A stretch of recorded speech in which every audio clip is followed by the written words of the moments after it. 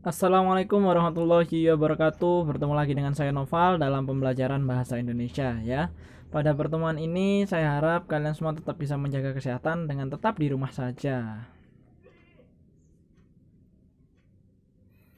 Baik, saya harap semuanya bisa mengikuti dengan video ini dengan baik ya. Jadi silakan disimak isi dari videonya karena nanti di akhir pasti akan ada tugas yang saya berikan.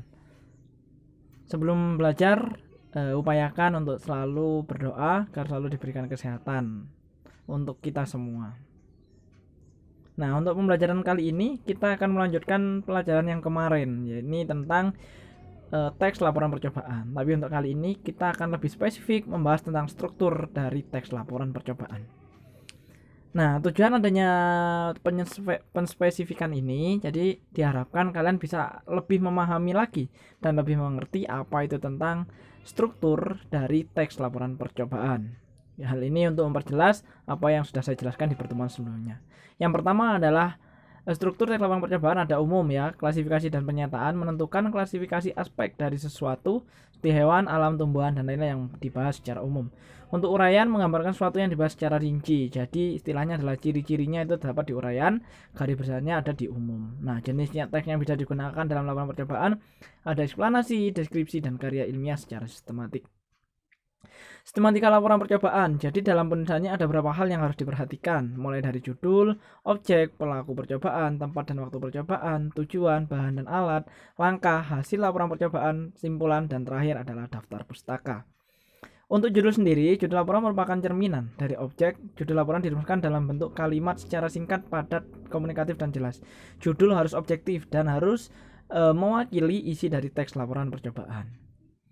Objek percobaan merupakan benda, ya, jadi harus ada objek yang berupa benda yang akan diteliti. Nah, penentuan objek sendiri harus dilakukan sebelum kegiatan percobaan dilakukan. Untuk pelakunya adalah pihak yang terlibat di dalam sebuah percobaan, bisa perorangan, kelompok, ataupun dari suatu lembaga tertentu.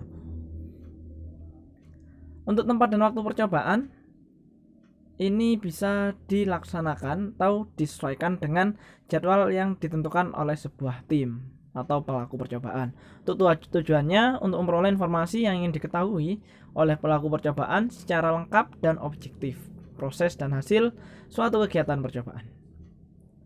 Bahan atau alat. Bahan-bahan atau alat yang digunakan itu diperlukan harus ditulis atau dicantumkan dalam sebuah teks laporan percobaan. Langkah-langkah dalam kegiatan percobaan merupakan urutan proses yang harus dilakukan. Jadi apa saja? Kasarannya adalah jadwal yang digunakan untuk percobaan. Untuk hasilnya sendiri, hasil laporan percobaan merupakan hasil yang ditemukan atau apa sih hasil dari sebuah percobaan yang dilakukan. Nah, selanjutnya adalah simpulan. Nah, simpulan merupakan intisari dari hasil dan pembahasan.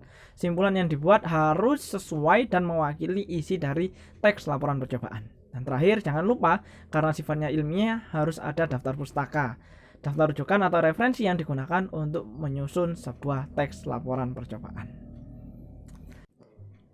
Baik anak-anak, itulah ulasan materi terkait struktur dari teks laporan percobaan. Untuk selanjutnya, tugasnya adalah silakan kalian catat materi yang ada di video, kemudian difoto dan dikirim ke email novalprasetyo09@gmail.com. Jangan lupa sertakan nama dan kelas.